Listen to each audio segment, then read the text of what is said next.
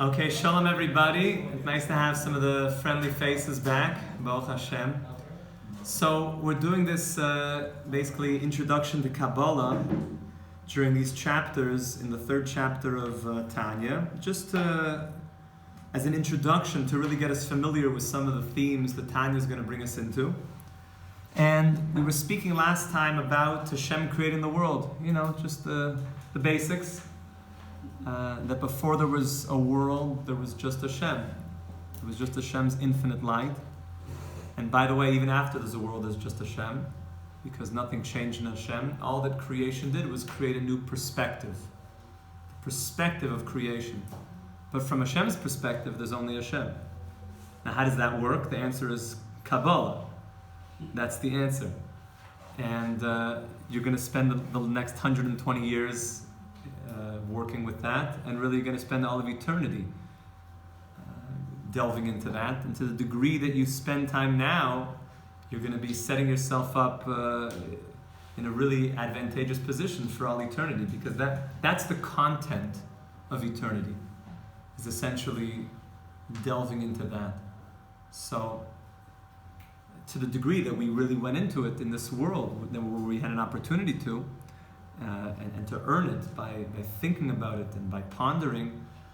So you're setting yourself up, like we mentioned. But if a person just spent his whole life pondering all sorts of things that have very little value, then the sad thing is after 120 years, whatever he was focused on, that's going to be his lot. And therefore, it's important to get the message. And these are secrets that we're dealing with now, that we're going to be pondering forever. That how Hashem created a world, and even after He created a world, nothing changed in Hashem. We're essentially how infinite and finite meet. That's called the mystical dimension of Torah. So we mentioned how Hashem created a world where He made a space, and then He took a ray of His infinite light and He shine that light into this space, so to speak. And these are all analogies, there's nothing physical here. And that system that started to appear as this light was shining into this space, the Chalal HaPanui, was what we call the Ten Spherus. Even we mentioned that saying the word Spherus is like, many of the great people were scared to even say that word. And each of those have an essence, have a certain character to them, have a certain flavor, have a certain idea behind them. As if you're shining a sun through a certain prism, a certain light. And the sun is the same sun, but as it shines through that prism, as it shines through that sphere, you see a certain element that comes out, that's revealed from that light. And this system of 10 exists in these 4 categories of worlds, and as it goes down and down, as the worlds become more coarse spiritually, creating more and more worlds where the light is going into vessels that are more coarse and allowing more creation, all spiritual creation, to emerge. Creation just means spiritual beings that have a semblance of Yeshus, have a semblance of identity, because once you're up at the top, there's just Hashem. There's nothing else. As you go down in creation, and by down I don't mean anything in physical space. Down meaning conceptually, the world becomes coarser spiritually, and more creation emerges with more semblance of self, even though creation is completely aware of God. Till you finally come into this world, where it's a physical world, the only physical world. And this physical world is so coarse that you know what a person could do? He could go to, pick your Ivy League school and get a PhD or 10 on denying God. But the joke's on him, because the very energy that you're using to deny God, the very fine motor skills to move your pen on the page or type on the keyboard, is God invigorating you every single second as you're denying Him.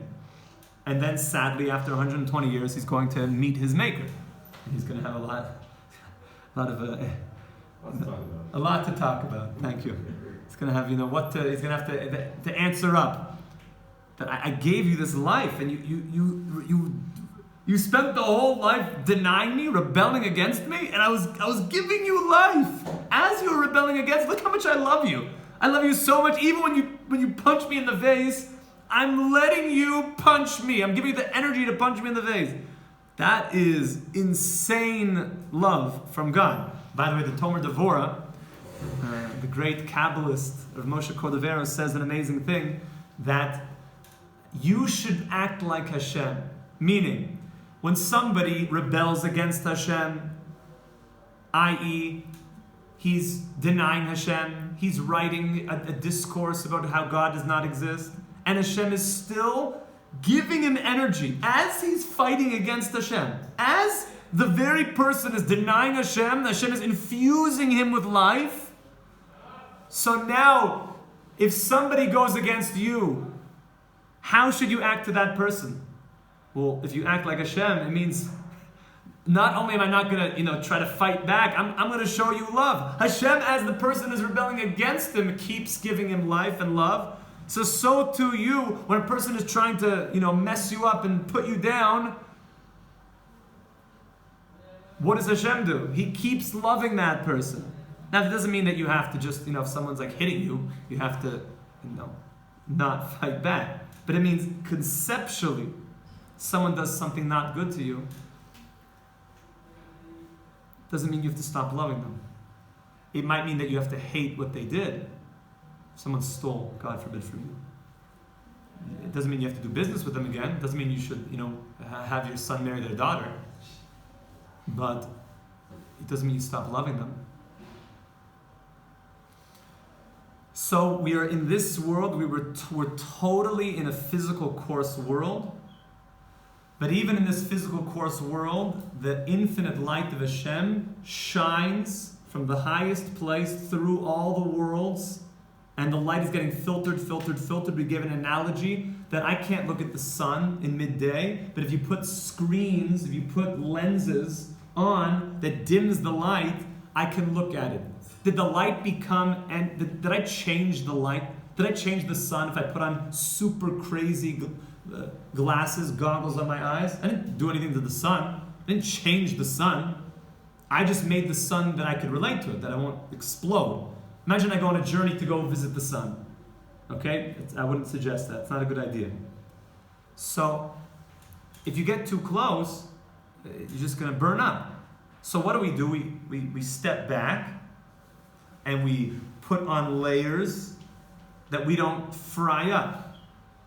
But did I change the sun by doing that?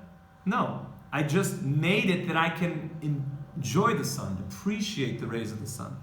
So Hashem had to make all of these layers that creation could exist, because if there wasn't all these layers, it would be like, what does life look like on the face of the sun? Can't see much. You can't see much, and it wouldn't be too pleasant for creation. So Hashem gives us a sun, by the way, as an analogy. The whole thing of us having a sun is an analogy. It's not a god. Don't worship the sun, please. That's why we're not so much into saying like sun day, moon day. We're not into that so much. We're into Yom Rishon, Yom Sheni, day 1, day 2, etc., and Shabbos. There's certain great rabbis they're really against using those days, because those were not days that came from pure places.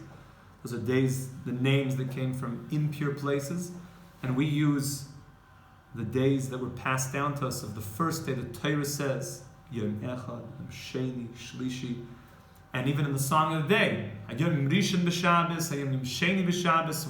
Already tonight we're in Yom Shlishi b'Shabbos to use those days. Okay. Now that system called the 10 Spherus that Hashem used to create and run all the worlds, I want to tell you some amazing news. That very system of these 10 spheres, this is good stuff, that is imprinted in you. You have, this is now where it really gets good in the Tanya, in your godly soul is made up of these 10 spheres. Yeah. Talk about like spheres, like physical. Like No, I keep saying don't think of anything physical. It's just conceptual. Like the word sphere, like you're saying English sphere or Hebrew? Spherus, Yeah. like we translate it, either can mean like a precious gem that a light can shine into and you see something come out of it. Like a sapphire, like sapphire. It's the light goes into it, but then something else comes out. Even though the light didn't change, I just revealed something that was in the light, like a prism. What's more impressive? The light before the prism or after? After. But what? Well, after, right? Because now I see something brilliant. But The input is... that there's nothing that was not in the light of the prism. There was nothing that was not in that light before it hit the prism. The prism just revealed. It illuminated something that was hidden there. It just brought it out, made it. So you have these 10 spherus, these 10 prisms. I'm not going to use that word because that's not what the tzaddikim generally use. These 10 gems, these 10, and there's nothing physical here. These 10 powers, these 10 midos, these 10 qualities inside of you that Hashem's infinite light is shining in, and then it's going through this system in you. We're going to divide this system into 3 and 7. Essentially 3 intellectual parts and 7 emotional parts. And that's why people get really excited about learning about the tree of life. You know, the first thing you learn about in your Kabbalah class is the tree of life. Ooh, the tree of life. So the tree of life means that if you can tap into what this is, you're essentially tapping in to the system that is the genetics of your soul. The genetics of your soul is the tree of life. That tree of life is the way that God creates and runs all the universes. Which means if I can tap into that, then can you finish the sentence? Then I can also create and run universes. Because we were made b'tselem Elokim, we were made in the image of God. That's what it means to be made in the image of God. You become godly. That's also why that we don't, teach all the real secrets to wicked people. Because Hashem said at the beginning of time, He was worried what they would do if they really know. Because then, God forbid, they could destroy things if they know certain powers. So everything we're talking about now is like intro. The real secrets, that's like, you can't even say it. You could just hint to it. It's the Mishnah in the beginning of the second parak of Chagiga basically outlines things that can be discussed and things that can't even be discussed. You can't even say how many people you can discuss it around. This is very introductory concepts, just to know how powerful you are. Just to know you have something very big inside of you that's essentially emanating from the very stuff that God is creating and running worlds with. And if you can tap into it properly, you can do anything. Anything! We're talking about major stuff here. So that's why the mystics over all the generations spend a lot of time talking about this stuff. And if you really learn this, you'd have all the psychology, all the therapy that you could ever need, because this is like you. This is who you are. And you could know how to use this software that you've been given, and this hardware that is you. You have real powerful stuff in here. So this is now making it more, taking it down step by step, that this system that God made and runs the worlds with is I don't want to use the word DNA because I'm going to reserve that word more for your animal soul, is the fabric of your godly soul. And it's divided into 3 and 7. Anybody notice a theme happens to be in this week and last week's parsha of 3 and 7? Okay, I'll let you guys think about that one. Why 3 and 7? well, 7 and 3, right? 7 plagues last week and 3 this week. They happen to correspond to what we're talking about, why it's split up that way. 3 intellectual spheres of consciousness, 7 more emotive. The last one is not even really a sphere. It's a resting place where everything can have full expression. And we're going to describe them in more detail. I'm just going to read the Tanya, and then we're going to essentially next time fill in talking about the makeup of your godly soul. It's going to get really good from here, because then it's taking something very lofty and actually seeing how that same thing exists in your soul, and then making it a little bit more relatable of, okay, now what do I do with this stuff? I got this majorly powered up soul, godly soul. How do I activate, use it? Like, what is this? You get into a Ferrari, like, what do I do with this thing? So this is Ferrari is nothing. It's gore nished.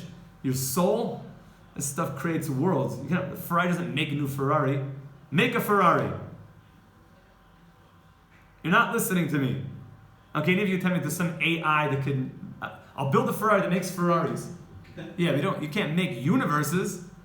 We're talking about stuff that creates worlds. The fabric of life here. That's very powerful stuff. So I'm just going to read a few lines inside, and then the next time we're going to pick up actually with the fabric of your godly soul and how it's very applicable. Says the Rebbe inside. I'm just going to read from the beginning a few lines just so we hear the words of the Balatanya. V'hine, kol bechinas madrega, mishalosh elun nefesh ruach neshama klula me'eser bechinas. Hashem has these 10 levels. Keneged eser sefirus elyonis. These 10 levels of my soul, both in nefesh and ruach and neshama, both in my more body part and my emotional part and my intellectual part, has 10. And those 10 correspond to the upper spheres that Hashem uses to run and create all the worlds.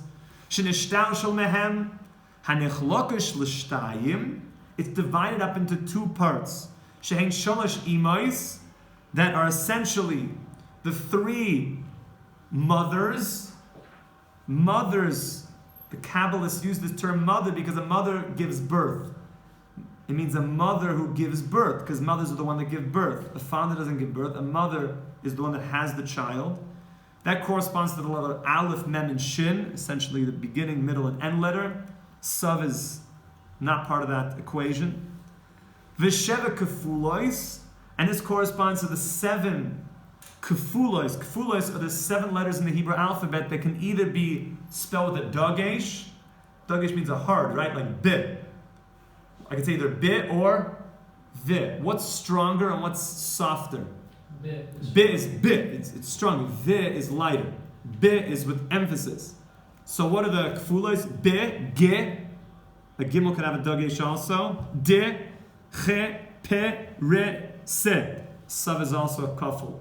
What does that mean? It means that Hashem sometimes deals with the world in a strict way, that's a dagesh way, and sometimes in a soft way. Okay? The imois are Hashem, so to speak, in his own mind, okay, before a creation, whereas the kfulois are now that there's a creation to run, so Hashem will sometimes run it in a stricter way or sometimes in a softer way. Perish chochma bina v'das, v'shivas yemei abinyan, chesed gevur tiferes v'chulei, v'kach ben nefesh ha'adam. This same system is inside of our neshama. Shenechlekes l'shtayim seichel v'midas. We also have the system of 3 and 7, our mind. Your mind, is your mind between you and creation, or is your mind between you and you? Your mind is between you and you. The midas are the way that you relate to others, to creation. Okay, same way that Hashem has the intellectual parts, that's between, so to speak, Hashem and himself, and then the emotive parts, the midas, between Hashem and creation. We also have that. Haseichel koilel chachma bina v'das. Our mind is something called chachma bina v'das. We're going to explain this more. And the midas is loving Hashem, pachtoi v'yirosei lefaroi, v'chabad nikru imois, and makor lemidois, ki amidas hen told us Chabad.